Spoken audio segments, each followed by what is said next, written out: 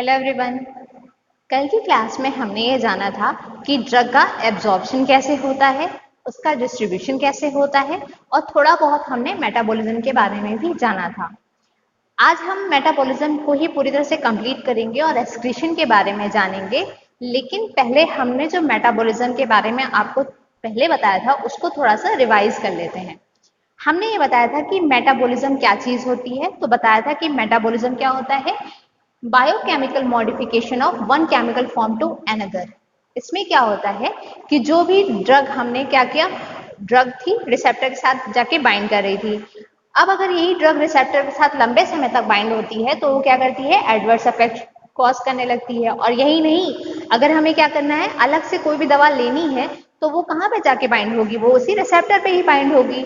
तो इसके लिए जरूरी है कि जो पहले वाली ड्रग है वो बॉडी से रिमूव आउट हो जाए। तो इसी के लिए मेटाबॉलिज्म होता है। तो ये जो हमारा मेटाबॉलिज्म है उसमें क्या किया जाता है, जो भी हमारी ड्रग है उसके नेचर को कंप्लीटली कन्वर्ट कर दिया जाता है।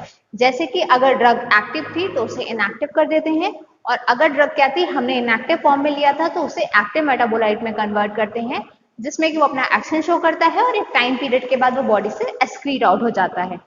दूसरी चीज ये करते हैं कि ड्रग की क्या करते हैं, हम पोलैरिटी को चेंज कर देते हैं। जैसे कि अगर तुम कैसी ड्रग थी, हाइड्रोफोबिक थी, तो उसको हाइड्रोफिलिक बना देते हैं। हाइड्रोफिलिक बनाने से क्या होता है कि वो बॉडी में यूरिन के थ्रू एक्सक्रीट आउट हो जाती है, क्योंकि जो ड्रग है उसका ऐसा फॉर्म होना चाहिए ना जो यूरिन में सॉल्युबल हो, तभी तो वो यूरिन से एक्सक्रीट आउट होगी। तो ये होता है, ये पूरी प्रोसेस होती है मेटाबॉलिज्म की, जो कि सबसे ज्यादा कहाँ होती है, लीवर में होती है।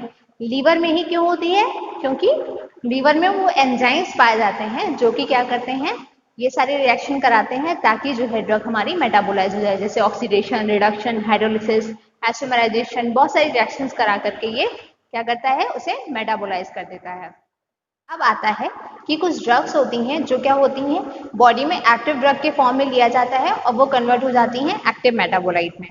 एक्टिव मेटाबोलाइट क्या होता है, वो वही ड्रग होती है जो हमने ड्रग ली थी, उसी का मेटाबॉलिज्म होकर के ये एक्टिव मेटाबोलाइट बना है। ये भी सेम ही एक्शन देता है पर थोड़ा सा वीकर एक्शन होता है। ये भी सेम ही रिसेप्टर पे जाकर के बाइंड होगा। ऐसा नहीं है कि हमने अलग से कोई दवा दे रखी है, इसी का फॉर्म मेटाबॉलिज्म के थ्रू चेंज हुआ है। ये जैसे कि कुछ नाम है जो कि बहुत ज्यादा इंपॉर्टेंट है, कई बार एग्जाम में आए हुए हैं, तो बस आपको ये रटने हैं। मैं बताती हूँ क्या है। एमिट्रिप्टाइलिन है, वो कन्वर्ट होता है नॉरट्रिप्टाइलिन में। नेक्स्ट आता है कोडीन, कोडीन कन्वर्ट होता है मॉर्फिन में। डिजिटॉक्सिन डिजॉक्सिन में। इमिप्रामिन डेसिप्रामिन। फिनासिटिन पैरासीटामोल। और आता है प्राइमिडोन, जो कि फिनोबार्बिटोन में कन्वर्ट होता है, और स्पाइरिन और लैक्टोन कन्वर्ट होता है कैनरिनोन में। ये चीज क्लियर हो गई।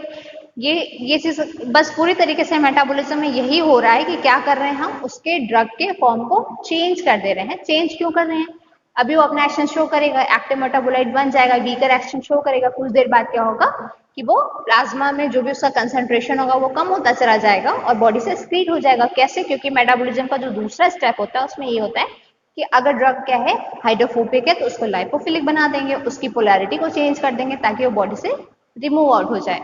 तो अभी तो हमने एक्टिव ड्रग ली थी, वो हमारी कन्वर्ट हुई एक्टिव मेटाबोलाइट में। अब क्या है कि कुछ प्रो ड्रग होती हैं जो कि कैसी होती हैं, इनएक्टिव होती हैं। इनएक्टिव होती है लेकिन बॉडी में मेटाबॉलिज्म के थ्रू वो क्या होती हैं, एक्टिव फॉर्म में कन्वर्ट होकर के अच्छा एक्शन देती हैं, मतलब जो वैसा ही एक्शन देती हैं जैसे कि हमारी एक्टिव ड्रग दे रही थी।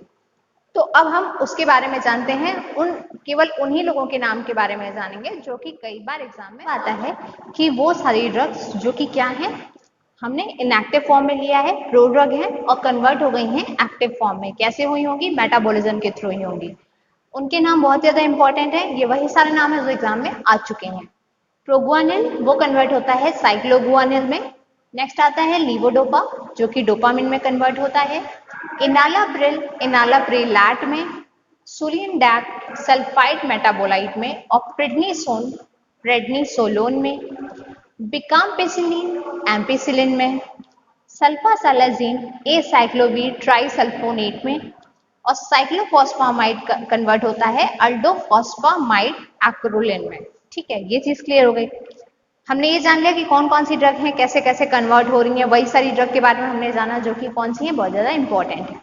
अब बात आती है कि जो ये मेटाबॉलिज्म की प्रोसेस है, चाहे वो रैपिड हो चाहे स्लो हो, दोनों ही कंडीशन जो होती है हमारे ड्रग के लिए हार्मफुल होती है। कैसे? अगर कोई ड्रग क्या है, बहुत ही रैपिड मेटाबॉलिज्म हो रहा है उसका, यानी बहुत ही तेजी के साथ मेटाबॉलिज्म हो रहा है, तो वो तेजी से हमारी बॉडी से क्लियर भी हो रही होगी। क्योंकि क्या होता है, मेटाबॉलिज्म की प्रोसेस तो पूरी तरह से इसीलिए होती है ना कि जो हमारी ड्रग रिसेप्टर के साथ बाइंड है, लंबे समय तक ना बाइंड हो और वहां से फिर उसका शेप वगैरह चेंज करके उसको वहां से रिमूव कर दिया जाता है बॉडी में। तो अगर ये मेटाबॉलिज्म बहुत तेजी से हो रहा है तो हो सकता है ड्रग ने अभी रिसेप्टर के साथ बाइंड ही किया था, अपना एक्शन को शो ही करती, फार्माकोलॉजिकल एक्शन शो करने से पहले ही वो क्या हुई, बॉडी से रिमूव हो गई। दूसरी कंडीशन होती है स्लो मेटाबॉलिज्म। अगर ड्रग क्या हो रही है, बहुत ही धीरे धीरे मेटाबोलाइज हो रही है, तो अब क्या है, उसको वहां से हट जाना है, लेकिन वो अभी धीरे धीरे पड़ी हुई है वहीं पे, धीरे धीरे निकल रही है। तो जब वो धीरे धीरे निकल रही है तो तेजी तेजी से क्या कर रही होंगी, एडवर्स रिएक्शन कॉज कर रही होंगी। तो दोनों ही कंडीशन जो होती है हमारी मेटाबॉलिज्म के लिए, जो है प्रोसेस की, बहुत ज्यादा हार्मफुल होती है। किसके लिए हार्मफुल होती है, हमारी बॉडी के लिए हार्मफुल होती है। तो ये हो गई पूरी बात मेटाबॉलिज्म की। हमने ड्रग का एब्जॉर्प्शन करा लिया, डिस्ट्रीब्यूशन हो गया, ड्रग का मेटाबॉलिज्म हो गया। मेटाबॉलिज्म कर दिया ताकि इस तरह से हमने ड्रग को चेंज कर दिया कि वो बॉडी से एक्सक्रीट आउट हो जाए। अब हम जानते हैं कि एक्सक्रीशन कैसे होता है, जो कि फार्माकोकाइनेटिक्स का लास्ट स्टेप होता है। अब हम उसके बारे में जानते हैं। जो ये एक्सक्रीशन है उसका डेफिनेशन क्या होता है, removal of the drug and it's metabolite from the body. अब चाहे वो ड्रग हो और चाहे उसका मेटाबोलाइट हो, जो कि कैसे बन रहा था, मेटाबॉलिज्म के थ्रू बन रहा था, इन दोनों का ही रिमूवल जब बॉडी से होता है तो उसी प्रोसेस को बोलते हैं क्या, एक्सक्रीशन। अब आता है कि ये जो एक्सक्रीशन होता है ये होता कहाँ से है। एक्सक्रीशन जो है सबसे ज्यादा अगर कहीं से होता है तो वो होता है कहाँ से, किडनी से। और भी बहुत सारे ऑर्गन हैं जहां से थोड़ा थोड़ा क्या होता है, एक्सक्रीशन होता है। कौन कौन से हैं वो, lungs, bile, faeces, sweat, saliva, tears और मिल्क। ये सारे जरिए हैं ड्रग के एलिमिनेशन बोलो या फिर एक्सक्रीशन बोलो। अब आता है कि ये जो पूरा हमारा क्या है, एक्सक्रीशन की प्रोसेस किडनी से जब सबसे ज्यादा हो रही है, तो हमें पहले जानना होगा कि किडनी में जब ये हो रही है, एक्सक्रीशन हो रहा है, तो उसके लिए क्या क्या स्टेप्स फॉलो करने पड़ते हैं। सबसे पहला आता है हमारा क्या, ग्लोमेरुलर फिल्ट्रेशन। ये सारी क्या है, किडनी के पार्ट हैं, तीन पार्ट्स हैं इंपॉर्टेंट जहां से क्या हो रहा है एक्सक्रीशन। वो कौन कौन से हैं, ग्लोमेरुलर, ट्यूबुलर रीअब्जॉर्प्शन और ट्यूबुलर सिक्रेशन, ये तीनों पार्ट्स होते हैं। सबसे पहला आता है हमारा ग्लोमेरुलर फिल्ट्रेशन। ग्लोमेरुलर फिल्ट्रेशन, ये सारे ग्रीन ग्रीन में हमने लिख रखा है, शायद आपको नहीं दिख रहा होगा, मैं बोल देती हूँ, आप उसे फिर नोट कर लीजिएगा।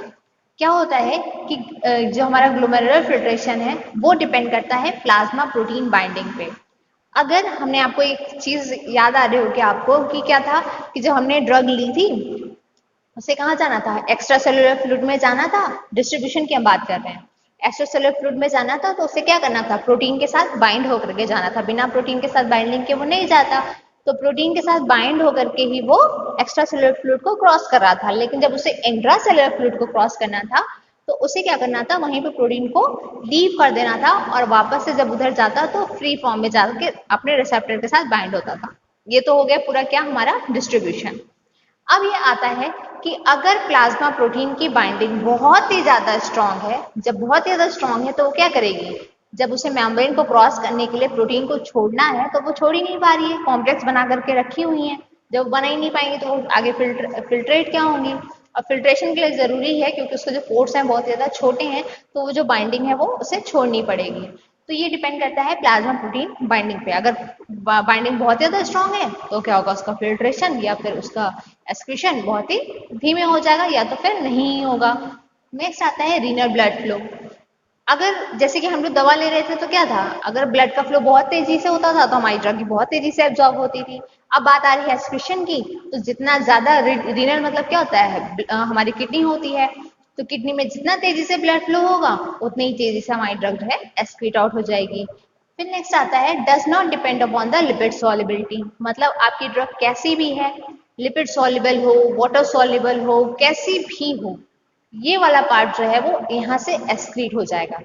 प्रॉब्लम कहाँ आएगी, नीचे वाले पोर्शन में आएगी। कौन से नीचे पोर्शन, हमारे ट्यूबुलर रीअब्जॉर्प्शन हो गया और ट्यूबुलर सिक्रेशन हो गया। पर ग्लोमेरुलर फिल्ट्रेशन को कोई दिक्कत नहीं है, तुम कैसे भी नेचर वाले हो, तुम्हें हम क्या करेंगे, एक्सक्रीट कर देंगे। नेक्स्ट आता है क्या, ट्यूबुलर रीअब्जॉर्प्शन। ट्यूबुलर रीअब्जॉर्प्शन में क्या होता है, जो नॉन लिपिड सॉल्युबल ड्रग होती है वही सबसे ज्यादा एक्सक्रीट होती है। नॉन लिपिड सॉल्युबल या हम बोले हाइड्रोफिलिक, ऐसी ड्रग जिसमें वाटर का कंटेंट ज्यादा होता है वो ज्यादा क्या होती है, एक्सक्रीट हो जाती है। नेक्स्ट आता है हाईली आयोनाइज्ड ड्रग भी यहाँ से एक्सक्रीट होगी। आयोनाइज ड्रग भी वही होती है जो क्या करती है, वाटर को अपनी ओर अट्रैक्ट करके वाटर का कॉम्प्लेक्स बना लेती है। अब जिसमें वाटर का अमाउंट ज्यादा है वो वाटर के थ्रू हमारी बॉडी से एक्सक्रीट हो जाएगी। तो ये कहाँ से हुआ, ट्यूबुलर रीएब्जॉर्प्शन से हुआ। नेक्स्ट पार्ट आता है ट्यूबुलर सिक्रेशन। ट्यूबुलर सिक्रेशन क्या होता है, ये डिपेंड नहीं करता लिपिड सॉल्युबिलिटी पर, does not depend upon lipid solubility. आपकी ड्रग कैसी हो, एक और चीज होती है, लिपिड सॉल्युबिलिटी पे भी नहीं डिपेंड करता और प्लाज्मा प्रोटीन बाइंडिंग पे भी डिपेंड नहीं करता। मतलब चाहे ड्रग का कैसा भी नेचर हो, चाहे उसने वो बॉन्डिंग कर रखी हो, कॉम्प्लेक्स बना रखा हो, तो भी वो बॉडी से यहाँ से एक्सक्रीट हो जाएगी, इतना स्पेस इसके अंदर होता है। तो ये सारे स्टेप्स हो गए हमारे क्या, किडनी से क्या हमें एक्सक्रीट करना है, हमें अपनी ड्रग को एक्सक्रीट करना है। ये सारा प्रोसेस हो गया एक्सक्रीशन का।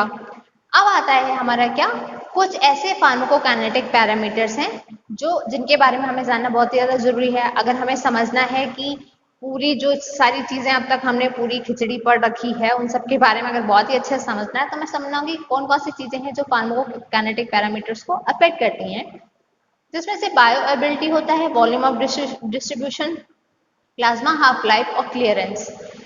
बायोअवेलेबिलिटी के बारे में हमने आपको ये चीज बता रखा है कि बायोअवेलेबिलिटी क्या चीज होती है, जितना ज्यादा ड्रग जो है बॉडी में जाकर के अब्सॉर्ब होगी वही होती है उसकी बायोअवेलेबिलिटी। हमने बताया था कि अगर कोई ड्रग हम ओरली लेते हैं तो वो कहाँ चली जाती है, हमारे हेपेटिक पोर्टल वेन से लीवर में चली जाती है, वहां मेटाबोलाइज हो जाती है। अगर हमने 100% ड्रग ली थी तो 70% ही कहाँ जाती है, हमारे सिस्टमिक सर्कुलेशन में 30% मेटाबोलाइज हो जाती है।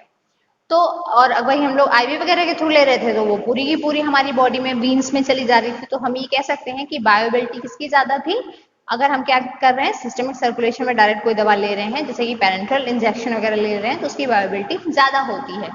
नेक्स्ट आता है वॉल्यूम ऑफ डिस्ट्रीब्यूशन।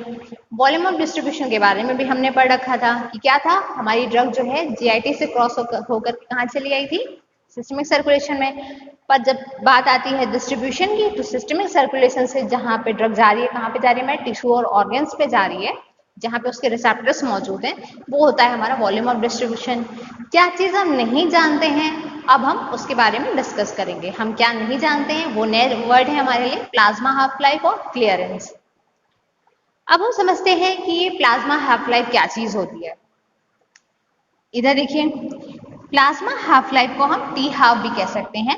ये है, it is the time required for the plasma concentration of a drug to decrease by 50% of its original value.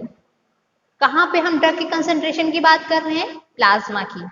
अगर हमने ड्रग क्या किया था, 100% लिया था और अब जो है ड्रग क्या हो गई है, 50% हो गई है, तो वही होती है ड्रग की हाफ लाइफ। कितने समय में ड्रग जो है अपनी जो भी उसकी क्वांटिटी रही होगी, जो भी उसकी वैल्यू रही होगी, मान लीजिए मोटा मोटा जान लीजिए कि क्या था, 100 ग्राम था और वो गल करके या उसका डिस्ट्रीब्यूशन हो करके वो क्या हो गई, 50% हो गई प्लाज्मा में उसका कंसेंट्रेशन। तो जब हुई, जितनी देरी में हुई वही होती है उसकी प्लाज्मा हाफ लाइफ। इसका हाफ होने में जितना समय लग गया वो टी हाफ होता है, इसलिए इसको हम टी हाफ लिखते हैं। टी होता है टाइम और जितने देरी में उसका कंसेंट्रेशन हाफ हो जाता है वही होता है प्लाज्मा हाफ लाइफ।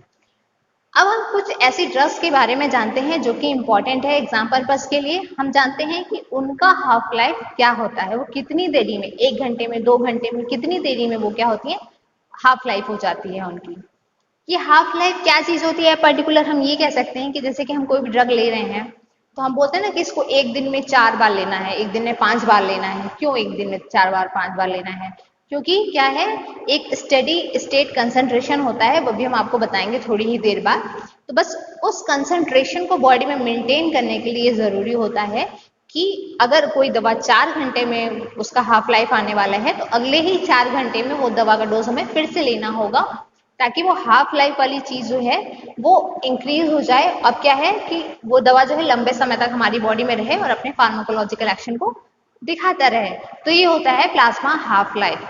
अब हम उन ड्रग्स के बारे में समझते हैं। अब हम देख सकते हैं कि ये जो सारी ड्रग्स हैं जिनकी प्लाज्मा हाफ लाइफ के बारे में हमें जानना है, जैसे कि है लिग्नोकेन। लिग्नोकेन जो है 1 घंटे में अपनी प्लाज्मा हाफ लाइफ को शो कर देता है, यानी कि आपने जब एक बार लिग्नोकेन खाई है तो उसके 1 घंटे बाद ही आपको लिग्नोकेन फिर से खानी पड़ेगी। नेक्स्ट आता है एस्प्रिन, जो कि हर 4 घंटे में खानी पड़ती है क्योंकि तब उसकी हाफ लाइफ आ जाती है। नेक्स्ट आता है डॉक्सीसाइक्लोन, ये 20 आवर में ये अपने हाफ लाइफ शो करता है। पेनिसिलिन 30 मिनट में और डिजॉक्सिन 40 आवर्स में। तो हाफ लाइफ के बारे में हमें नहीं लगता कोई डाउट होगी, बस इतना हम बता देते हैं कि हमारा जो ड्रग है वो क्या होता है, अगर हमने 100% ली है तो एक टाइम के बाद प्लाज्मा में उसका कंसंट्रेशन जब 50 हो जाता है वही उसकी होती है प्लाज्मा हाफ लाइफ। नेक्स्ट चीज हम समझते हैं कि क्लियरेंस क्या चीज होती है। क्लियरेंस क्या है, हमारी बॉडी से ड्रग का रिमूव हो रहा है, पर कैसे हो रहा है उसकी एक डेफिनेशन है, वो क्या है, fraction of the apparent volume of distribution from which drug is remove per unit time. Per unit time में जितना fraction apparent volume of distribution से ड्रग का रिमूव आउट हो जाता है वही होता है क्लियरेंस। नहीं समझ में आया? पता है मुझे। अब दूसरे तरीके से समझते हैं इस चीज को। क्या होता है, ये है हमारा क्या, किडनी। किडनी में क्या होता है, ग्लोमेरुलस, हमने बताया ना किडनी के पार्ट्स के बारे में, ग्लोमेरुलस फिल्ट्रेशन पता ही था, हमने ट्यूबुलर रीअब्जॉर्प्शन देखा था, ट्यूबुलर सिक्रीशन देखा था। तो अभी हम मोटा मोटा ये जान लेते हैं कि किडनी का क्या है, ये ग्लोमेरुलस फिल्ट्रेशन का पार्ट है। जग हमारी कहाँ है, प्लाज्मा में है, जिसको कि हम सीपी भी लिख सकते हैं। अब ये ड्रग कहाँ जाएगी, किडनी में। किडनी से होते हुए यहाँ पे आएगी, कलेक्टिंग डक्ट होता है, यहाँ पर आएगी और यूरिन के थ्रू एक्सक्रीट हो जाएगी। तो जो ये ड्रग यूरिन से सिक्रीट हो रही है उसको हम लिखते हैं CU। क्या लिखेंगे, CU, जिससे पता चलता है कि कंसंट्रेशन ऑफ ड्रग कितना है यूरिन में, वो पता चलता है। और वही जो हमारी प्लाज्मा में है कंसंट्रेशन, उसको हम CP लिखते हैं। इतनी चीज तो क्लियर होगी, मुझे नहीं लगता कोई डाउट होगा। अब समझते हैं इस चीज को। क्लियरेंस हम कैसे निकालते हैं कि concentration of drug in urine, concentration of drug in urine multiply time of urine produced, कितनी बार यूरिनेशन हो रही है, उन दोनों को मल्टीप्लाई कर देंगे अपॉन प्लाज्मा में जितना कंसंट्रेशन है वो। इस तरह से हम क्लियरेंस निकाल सकते हैं। इसी क्लियरेंस को हम दूसरे तरीके से भी लिख सकते हैं, rate of elimination of drug upon plasma concentration of drug. Plasma concentration of drug में से क्या रिमूव हो रहा है मेरा, ड्रग, और कहां से रिमूव हो रहा है, यूरिन। तो जितनी रेट से रिमूव हो रहा है वही होता है क्लियरेंस। ये चीज क्लियर हो गई, rate of elimination of drug upon plasma concentration of drug. Clear हो गया? अब कुछ और भी इंपॉर्टेंट टर्म्स हैं जिसे हम जानते हैं, कौन कौन सी है वो, फर्स्ट ऑर्डर काइनेटिक और जीरो ऑर्डर काइनेटिक्स। ये सारी जो होती है डिपेंड करता है कि जो ड्रग है वो कैसी है। पहले हम समझते हैं कि फर्स्ट ऑर्डर काइनेटिक्स क्या होता है, फिर हम समझेंगे जीरो ऑर्डर काइनेटिक्स क्या चीज होती है। अब हमारा आता है क्या, first order kinetics. First order kinetics क्या चीज होती है, अ कांस्टेंट फ्रैक्शन या proportion of drug is eliminated per unit time. हम किसमें पढ़ रहे हैं, एक्सक्रीशन में पढ़ रहे हैं, तो बात क्या करेंगे, एलिमिनेशन की ही करेंगे। तो जब क्या है, एक कांस्टेंट फ्रैक्शन बोले, फ्रैक्शन क्या होता है, एक छोटा सा पार्ट होता है ना, तो फ्रैक्शन बोलो या प्रोपोर्शन, जितना एक पर यूनिट टाइम में जो ड्रग एलिमिनेट हो रहा है वो होता है हमारा क्या, फर्स्ट ऑर्डर काइनेटिक्स। अब ऐसे समझते हैं, ये जो हमारा फर्स्ट ऑर्डर काइनेटिक है उसमें क्या है, rate of drug elimination directly proportional होता है प्लाज्मा कंसंट्रेशन ऑफ ड्रग। जितना ज्यादा प्लाज्मा में ड्रग का कंसंट्रेशन होगा उतना ही ज्यादा क्या होगा, ड्रग का एलिमिनेशन होगा। जैसे 100 माइक्रोग्राम पर ml क्या है, ड्रग थी, 1 घंटे के बाद क्या होगी, वो 50 हो गई। और अभी भी क्या है, जब ये 100 थी तो ज्यादा थी, तो क्या हुआ, ज्यादा एलिमिनेशन हो गया, 50 पहुंच गई। अब जब ये कम हो गया है तो इसका एलिमिनेशन भी कम हो जाएगा, तो 50 से 25 हो गई। तो क्या हुआ कि 100 से 50 और 50 से 25, ये वेरिएशन तो आप समझ रहे हैं ना, वरना तो कायदे से तो 50 से क्या होना चाहिए था, 0 हो जाना चाहिए था, क्योंकि 50-50 का डिफरेंस हो रहा है ना। तो ये डिपेंड करता है कि कितना प्लाज्मा में ड्रग का कंसंट्रेशन है उतना ही उसका एलिमिनेशन होता है। ये होती है क्या, फर्स्ट ऑर्डर काइनेटिक्स। डिपेंड करता है, कुछ ड्रग्स होती हैं फर्स्ट ऑर्डर काइनेटिक्स शो करती हैं, कुछ जो होती हैं जीरो शो करती हैं। तो अब हम समझते हैं जीरो ऑर्डर काइनेटिक्स क्या चीज होती है। जीरो ऑर्डर काइनेटिक्स होती है, a constant amount of drug in the body is eliminated per unit time. थोड़ा सा समझिए अंतर क्या था यहाँ पे, कांस्टेंट फ्रैक्शन की बात हो रही थी, ये क्या है, कांस्टेंट अमाउंट है। बाकी दोनों की डेफिनेशन सेम ही है कि constant amount of drug in the body is eliminated per unit time. ये जो होता है, इसमें जो ड्रग का एलिमिनेशन हो रहा है वो प्लाज्मा के कंसंट्रेशन पर डिपेंड नहीं करता है। जैसे कि पहले वाले में क्या था कि जितना ज्यादा प्लाज्मा में कंसंट्रेशन होता था ड्रग का, उतना ही ज्यादा ड्रग जो होती थी वो एलिमिनेटेड होती थी। पर इसमें आप देख सकते हैं कि 200 अगर ड्रग ली गई थी, 200 पावर की ड्रग है, तो 1 घंटे के बाद 190 है हो गई, फिर 1 घंटे के बाद 180 हो गई। तो ये तो वो चीज हुई नहीं ना जो हमने इससे पहले पढ़ा था कि जितना ज्यादा ड्रग का कंसंट्रेशन प्लाज्मा में उतना ही ज्यादा एलिमिनेशन, क्योंकि ये तो बहुत ही ज्यादा, उस हिसाब से तो इसको 100 हो जाना चाहिए था। तो ये होती है जीरो ऑर्डर काइनेटिक्स। ये चीज क्लियर हो गई कि दो तरह की ड्रग हो सकती है, डिपेंड करता है कि कैसा कौन नेचर शो कर रहा है, कुछ फर्स्ट शो करते हैं, कुछ जीरो शो करते हैं। अब कुछ इंपॉर्टेंट टर्म्स हैं, हम उनके बारे में जान लेते हैं। ठीक है, तो सबसे पहले हम पढ़ेंगे कि क्या होता है स्टेडी स्टेट, क्या होता है लोडिंग डोज, क्या होता है मेंटेनेंस डोज, क्या होता है एक थेरापेटिक होता है। तो सारी चीजों के बारे में अब हम समझते हैं। और नेक्स्ट हमारा आता है क्या, प्लेट्यू प्रिंसिपल। प्लेट्यू प्रिंसिपल क्या चीज होती है वो हम समझते हैं। पहले इसमें ग्राफ समझते हैं जो किसके बीच में बना है, ड्रग का जो भी प्लाज्मा में कंसंट्रेशन है उसके बीच में और टाइम के बीच में। ये दिखाता है कि थोड़े थोड़े देर बाद क्या आ रही है, ड्रग की हाफ लाइफ आ जा रही है। हाफ लाइफ क्या होता है, प्लाज्मा में जो ड्रग का कंसंट्रेशन होता है वो हाफ हो जाता है। तो उसको मेंटेन करने के लिए हम फिर से दवा देते हैं। तो ये जो हम कॉन्स्टेंटली दवा दे रहे हैं, जैसी हाफ लाइफ आएगी तो फिर दवा देंगे। जैसे पैरासीटामोल खाते हैं ना, तो हर 4 घंटे के बाद खानी पड़ती है। क्यों, ताकि हम उसके जो भी वो हाफ लाइफ है वो आने से पहले ही दूसरी ड्रग ले लेते हैं, ताकि जो ड्रग का असर है वो बना रहे। तो ये बना रहता है। तो एक समय ऐसा आएगा जब स्टेडी स्टेट कंसंट्रेशन आ जाएगा। स्टेडी स्टेट कंसंट्रेशन क्या चीज होती है, it is the time during which the concentration of drug in the body stage consistent. मतलब हर बार हम ड्रग ले रहे थे, कुछ कुछ देर बाद क्या हो रही थी, हाफ लाइफ आ जाए, यानी उसका असर कम होने लगे, फिर दोबारा लो, फिर दोबारा लो, ऐसे हम बार बार लेंगे, तब तक लेंगे वो डोजेस को, तब तक लेंगे जब तक कि स्टेडी स्टेट नहीं आ जाएगा। स्टेडी स्टेट क्या होता है कि उसके बाद हमें दवा लेने की जरूरत नहीं होती है, वो लंबे समय तक अपना एक्शन शो करती है। कैसे होता है कि हम दवा खाते हैं तो हम डॉक्टर बोलते हैं कि आप 3 दिन तक आप ये दवा खाइए, उसके बाद आप ठीक हो जाएंगे, आपको फिर ये दवा लेने की जरूरत नहीं है। क्यों नहीं लेने की जरूरत है, हमने बार बार ड्रग की हाफ लाइफ आने के बाद से ही डोज लेते रहे, एक बार स्टेडी स्टेट आ गया, अब हमें उसकी जरूरत ही नहीं है, लंबे समय तक हम उसका फायदा उठाएंगे, फिर टाइम आएगा वो ड्रग एलिमिनेट हो जाएगी। फिर नेक्स्ट क्या आता है हमारा, नेक्स्ट चीजें आती हैं लोडिंग डोज। लोडिंग डोज क्या चीज होती है, लोडिंग डोज क्या होता है कि एक जैसे कि लोड बढ़ जाना होता है ना, उस टर्म में हम लेते हैं। इसमें हम बहुत ही ज्यादा डोज दे देते हैं दवा का, जिससे क्या होगा, तुरंत ही स्टेडी स्टेट आ जाएगा। ये बार बार दवा लेने का चक्कर ही खत्म, एक ही बार में दवा ले ली। तो कुछ दवा ऐसे भी होती हैं जिनका जो है डोज बहुत ही ज्यादा होता है, उसको बोलते हैं लोडिंग डोज, और तुरंत ही स्टेडी स्टेट आ जाता है। नेक्स्ट होता है मेंटेनेंस डोज। मेंटेनेंस डोज क्या होता है, थोड़ी दवा हम ले रहे हैं और अपने जो है हमारी जो स्टेडी स्टेट कंसंट्रेशन है उसको मेंटेन किए हुए हैं। जैसे ही ड्रग की प्लाज्मा हाफ लाइफ आएगी, तुरंत थोड़ी सी दवा ले लो, फिर इस तरह से हम मेंटेन करते हैं। लोडिंग डोज में डायरेक्टली स्टेडी स्टेट पा लिए थे, इसमें हम थोड़ा थोड़ा करके स्टेडी स्टेट को पाएंगे। नेक्स्ट आता है therapeutic drug monitoring. Therapeutic drug monitoring क्या चीज होती है, ये मेजर करती है plasma concentration of the drug. कोई भी ड्रग हम बना रहे हैं तो हम ये जानेंगे कि नहीं कि वो ड्रग जो है वो प्लाज्मा में कितने कंसंट्रेशन में जा रही है। ऐसा तो नहीं कि वो बॉडी से रिमूव ही हो जा रही है बिना अपना कुछ एक्शन शो के हुए। तो हमें ये जानना जरूरी है कि ड्रग जो है प्लाज्मा में कितनी है। ऐसा तो नहीं कि यूरिन से सारी एक्सक्रीट हो गई है, अभी प्लाज्मा में अपना कुछ असर ही नहीं दिखाई। तो जब हम ऐसी कुछ स्टडी करते हैं, जब ऐसा कुछ हम मॉनिटर करते हैं, तो उसी को बोलते हैं थेराप्यूटिक ड्रग मॉनिटरिंग। तो इसी तरीके से आज हमने क्या पढ़ा, मेटाबॉलिज्म कंप्लीट कर लिया और एक्सक्रीशन पूरी तरह से कंप्लीट कर लिया है। अब नेक्स्ट आता है हमारा क्या, फार्माकोडायनेमिक्स।